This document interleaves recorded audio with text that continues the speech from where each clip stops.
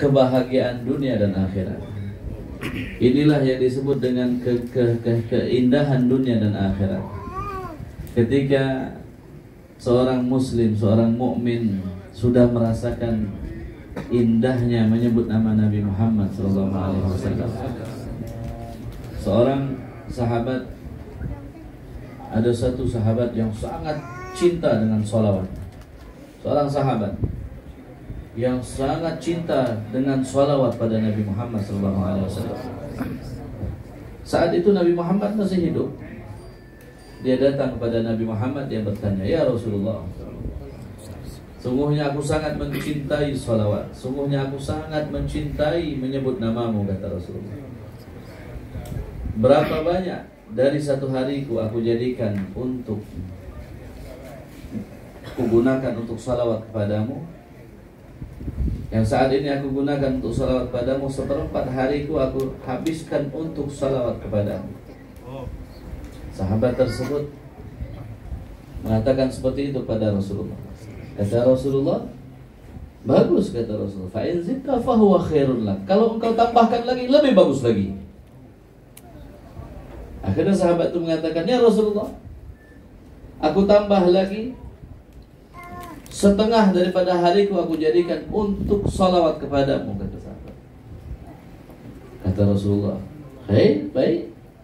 Fa in zidta fa huwa khairun lak. Andai kata engkau tambah lagi, itu lebih baik lagi buatmu. Sahabat itu akhirnya mengatakan, "Ya Rasulullah, kalau begitu aku jadikan semua hariku untuk bersalawat kepadamu ya Rasulullah." Kata Rasulullah apa? Bukan baik lagi yang beliau katakan, tapi kalau begitu tukfa hammuk wa yughfar dzambuk. Kalau begitu kata Rasulullah, engkau jadikan semua harimu untuk bersalat padaku. Kalau begitu kata Rasulullah, maka Allah akan bebaskan engkau dari kesumpekan, kesusahan, dan dosa-dosamu diampuni oleh Allah Subhanahu wa ta'ala. Hadirin hadirat yang dimuliakan Allah Subhanahu wa ta'ala, la yakhibu man shalla alaih. Tidak akan pernah orang itu merasa rugi, merasa tertipu, merasa bangkrut ketika mereka bersolawat pada Nabi Muhammad sallallahu alaihi wasallam. Min ajli mada? Untuk apa kita bersolawat pada Nabi Muhammad?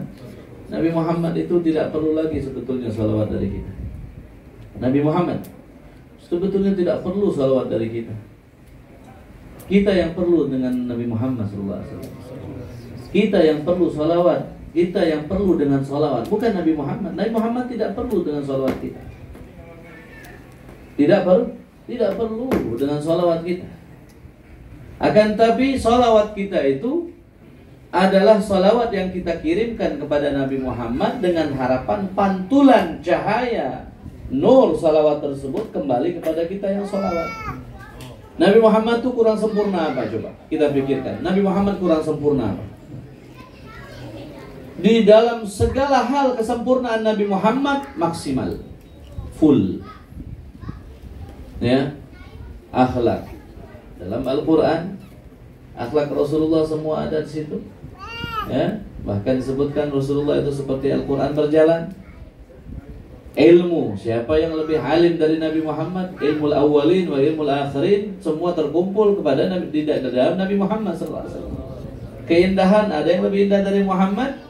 Bulan purnama sekalipun tidak bisa melebihi keindahan Nabi Muhammad SAW. Kelembutan, segala hal Nabi Muhammad paling atas levelnya. Dosa, mustahil. Nabi Muhammad tidak pernah berbuat dosa. Nabi Muhammad maksum, ya, terjaga daripada dosa. Bahkan Nabi Muhammad dalam riwayat, saking sucinya Nabi Muhammad, disucikan di atas kesucian hatinya agar tidak ada syaitan yang bisa mendekat 4 kali. 4 kali Nabi Muhammad dibelah dadanya. Bukan dibersihkan, tapi disucikan di atas kesucian. Sallallahu ala Muhammad. Saking tingginya kemuliaan Nabi Muhammad SAW, tidak memerlukan apa lagi, tidak memerlukan salawat kita lagi. Akan tetapi salawat kita adalah salawat di mana kita hadiahkan pada Nabi Muhammad, yang kita harapkan kita bernaung di bawah Nabi Muhammad. Kita pernah bernaung di bawah Nabi Muhammad. Ibarat gelas, ya, ibarat gelas yang sudah penuh airnya, air yang jernih penuh. Kita salawati lagi, kita salawati lagi, kita ada di bawah. Salawat tersebut membuat air yang ada di dalam gelas tersebut meluber keluar. Kita yang di bawah dapat luberan tersebut karena apa? Karena kita terus tambah, terus tambah, terus tambah. Nabi Muhammad sudah penuh, kita penuhkan lagi, penuhkan lagi. Biar apa? Biar barokahnya tumpah, keberkahannya, anugerahnya tumpah, cahayanya tumpah. Kita yang ada di bawah mendapatkan salawat kita melalui Nabi Muhammad SAW.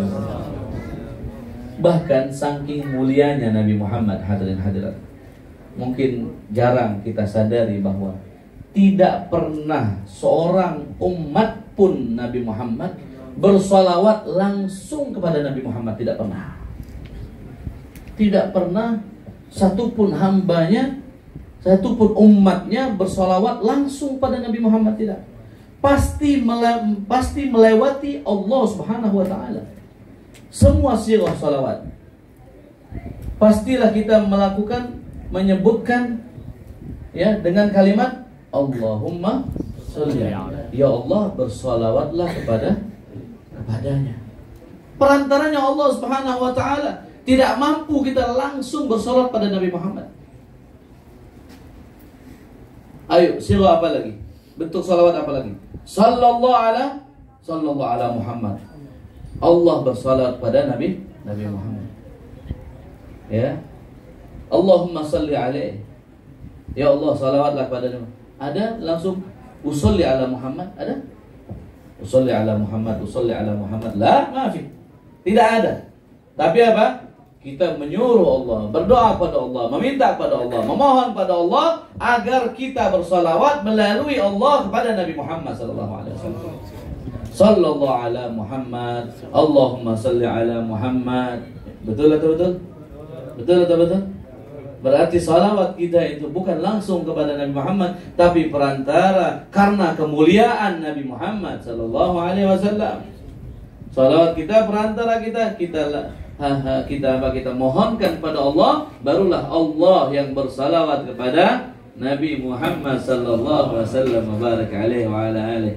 Hadirin hadirat yang dimuliakan Allah Subhanahu wa taala.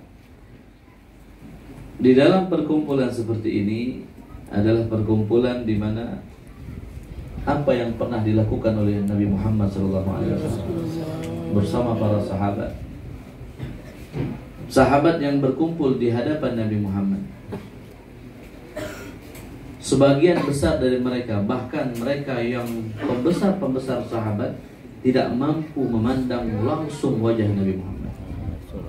Lebih banyak menunduk dibandingkan memandang wajah Nabi Muhammad secara langsung. Makanya Sayyidina Abu Bakar As-Siddiq radhiyallahu anhu ketika ditanya untuk mensifati bentuk-bentuk wajah Nabi Muhammad SAW, alis, hidung, mata, mulut, tidak mampu. Bukan tidak mampu, dia tidak ingat. Bukan tidak ingat, tapi tidak pernah dia memandang wajah Nabi Muhammad dengan lama. Kenapa? Karena wibawa yang begitu besar yang dimiliki oleh Nabi Muhammad, sehingga sahabat-sahabat yang mengenal Nabi Muhammad tidak mampu memandang dengan lama wajah Nabi Muhammad SAW.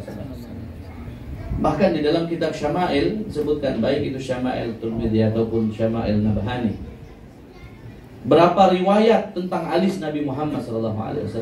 Ada bentuknya begini, ada yang mengatakan bentuknya menyambung, ada yang mengatakan tidak menyambung, ada yang mengatakan hidung Nabi Muhammad tipis, ada yang mengatakan agak tebal sedikit, ada yang mengatakan Rasulullah pakai anfaqah, ada yang mengatakan Rasulullah tidak memasang anfaqah.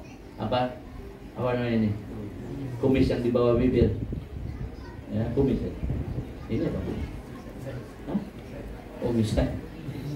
Kalau ini kumis kalau di Indonesia. Kalau ini bulu bawah bibir, panjang sangat namanya. Ini kumis, ini misai. Ajib, baru tahu nih. 9 tahun pernah masuk Melaka, tapi baru tahu ini misai, ini kumis nih. Nih, jambang. Oh, jambang. Ini Ini jambang ini. Ini jambang, ini apa nih? Oh, jambang semua lah. Nah, jambang semua terus. Ya. Senang.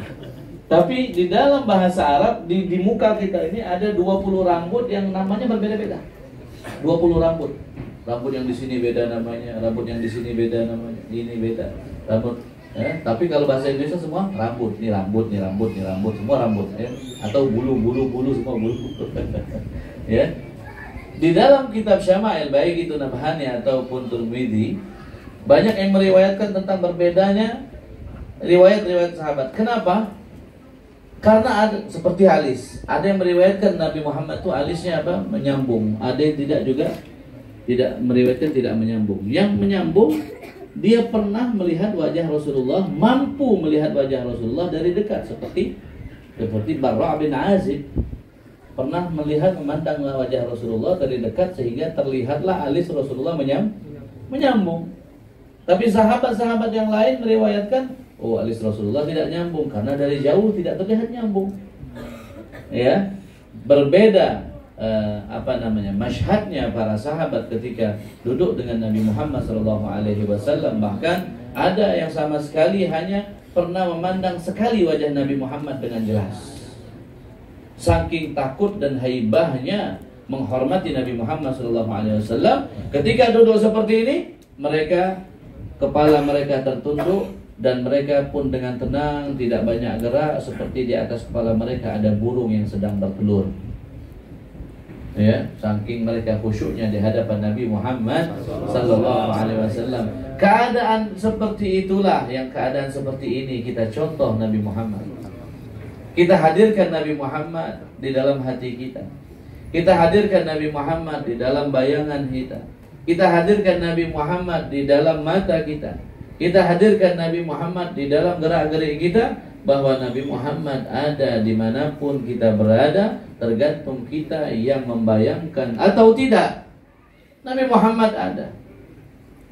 Rasul Shallallahu Alaihi Wasallam lah yang lebih patut untuk kita hadirkan, bahwa di depan kita ada wajah Nabi Muhammad SAW. Bayangkan keindahan fisik dan akhlak Nabi Muhammad Sallallahu Alaihi Wasallam wa barak alaihi wa ala alihi. Sayyidina Jabir bin Samurah, ya, melihat wajah Nabi Muhammad itu lebih indah daripada bulan purnama. Ketika beliau melihat wajah bulan purnama, melihat wajah Rasulullah, beliau mengatakan, wallahi ya Rasulullah, wajahmu lebih indah daripada bulan purnama. Anas bin Malik ketika bermusafahah dengan Rasul sallallahu alaihi wasallam, beliau mengatakan, aku tidak pernah menyentuh tangan seorang ketika bermusafahah lebih lembut daripada Nabi Muhammad SAW. Aku tidak pernah mencium wangian yang lebih wangi daripada wanginya Nabi Muhammad SAW. Salah seorang sahabat ketika duduk seperti ini, pulang selesai sudah, pulang ke rumahnya. Di rumahnya gelisah dia. Di rumahnya gelisah. Dia tidak betah di rumahnya. Akhirnya dia pun kembali lagi ke masjid. Dia memanggil, ya Rasulullah, bolehkah aku mengobati kerinduanku? Kata Rasulullah, baru saja engkau duduk di depanku. Ya Rasulullah, yang membuatku tidak tenang di rumah adalah mengenangmu. Padahal baru berapa saat saja. Sudah dia ketuk pintu Rasulullah untuk melihat wajah Rasul sallallahu alaihi wasallam. Ya Rasulullah, aku tidak bisa tidur di rumah. Aku tidak bisa duduk dengan keluargaku. Aku tidak bisa duduk dengan anakku. Yang aku ingat wajahmu ya Rasulullah. Tidaklah aku tenang kecuali aku berdiri dari rumahku, keluar dari rumahku, dan aku berjumpa denganmu. Inilah obat terbesarku ya Rasulullah. Kerinduan yang begitu hebat akan menghilangkan rasa lapar, menghilangkan rasa haus. Ketika mereka memandang wajah Nabi Muhammad SAW. Hadirin hadirat yang dimuliakan Allah, cinta kepada Nabi Muhammad adalah anugerah. Jikalau anugerah itu kita dapatkan, itu adalah anugerah yang paling bernilai, tidak bisa dinilai dengan dunia dan seisinya. Perbanyak sebut namanya, Muhammad, Muhammad, Muhammad, Muhammad. Ya, nama yang paling indah, nama yang paling indah. Apalagi nyanyikan oleh ikhwan-ikhwan kita yang merdu suara yang tadi. Oh, al-miskufah wal-miskufah lamma dzakarna rasul, merasakan keindahan dan manisnya madu ketika kita sudah menyebut dengan cinta. Ketika kita menyebut nama lamma dzakarna Rasulullah, ketika kita menyebut Rasulullah, ya, ada seorang wali min auliyaillah, Al-Habib Hasan Jamalullail. Habib Hasan Jamalullail ini menggambarkan bagaimana mereka ketika sudah mencintai mereka tenggelam dan mereka merasakan bahwa saat itu mereka betul-betul nyata dengan hayalan mereka. Dalam suatu ketika beliau beliau ini adalah seorang wali min auliya, orang saleh, ya, daripada kaum salihin, para salaf. Habib Hasan Jamalullail, ya, beliau setiap hari selalu beberapa kali menghatamkan Al-Quran. Setiap hari. Al-Habib Muhammad bin Hasan Jamalullail, ya, Ibn Hasan Jamalullail, Muhammad bin Hasan Jamalullail, tiap hari menghatamkan Al-Quran luar biasa beberapa kali. Ya, bahkan diriwayatkan satu kali malam, satu kali siang beliau menghatamkan Quran. Saking beliau merasa manisnya membaca Al-Quran.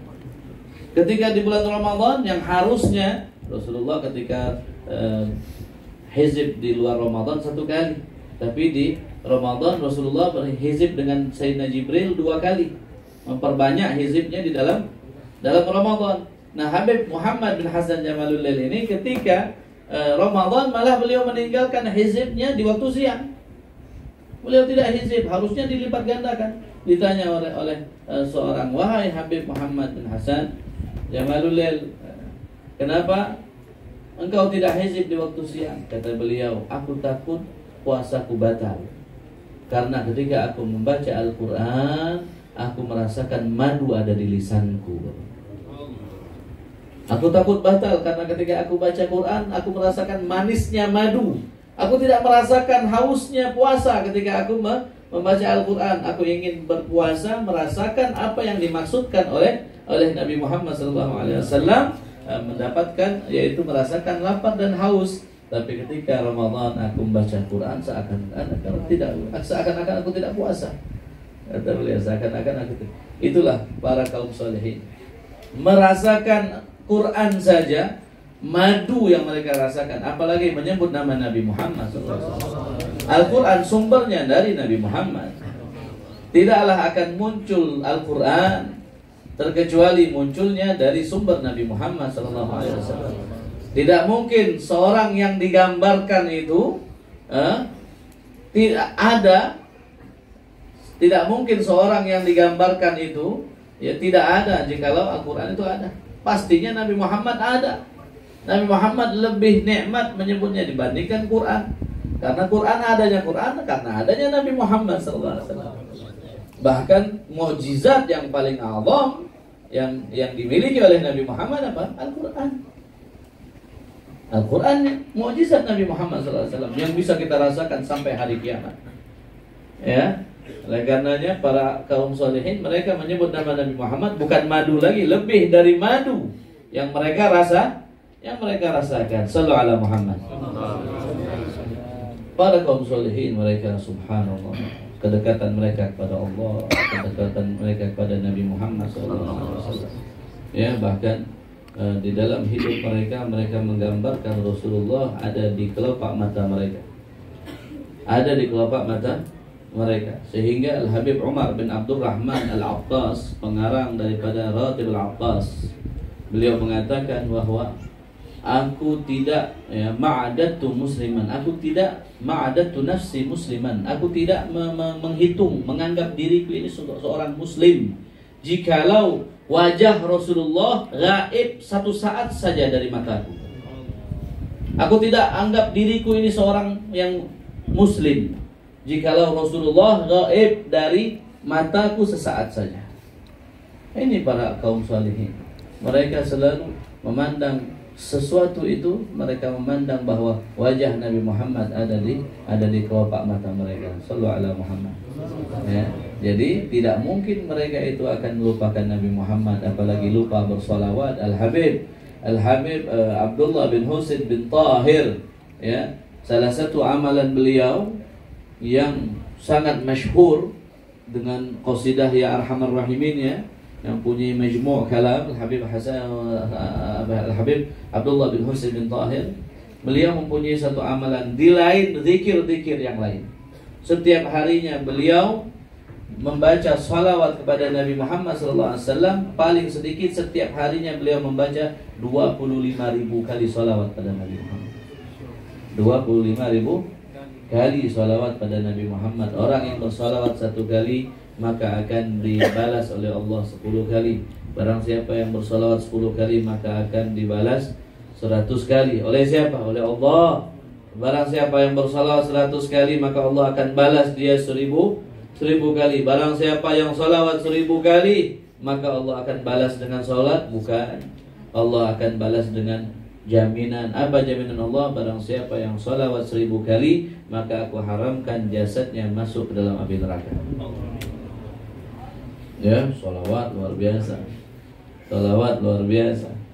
Ya, sering kita dengar salawat syekhun liman laisa lahu syekh. Salat pada Nabi Muhammad adalah seorang guru yang, ya, bagi orang yang tidak punya guru. Ya, Masya Allah, tabarakallah. Orang yang bersalat pada Nabi Muhammad tidak akan pernah susah hidupnya. Tidak pernah akan susah hidup. Tidak akan pernah dia merasakan kesusahan. Tidak akan pernah. Ini janji Nabi Muhammad SAW.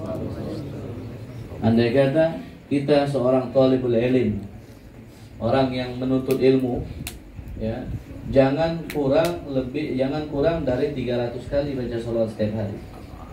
Kalau menganggap dirinya talibul ilm, menganggap dirinya adalah penuntut ilmu, ya, siapa yang tidak mau menganggap diri talibul ilmu? Kita pun di depan sini, ya, saya yakin masih menganggap dirinya talibul ilm, mencari ilmu masih. Nah, bukan hanya berceramah dan sebagainya, tetap kita ini seorang pencari ilmu. Nisbatkan diri kita untuk mencari ilmu, nisbatkan diri kita sebagai nama kita sebagai pencari ilmu. Agar apa? Agar selalu diridhai oleh Allah Subhanahu wa taala.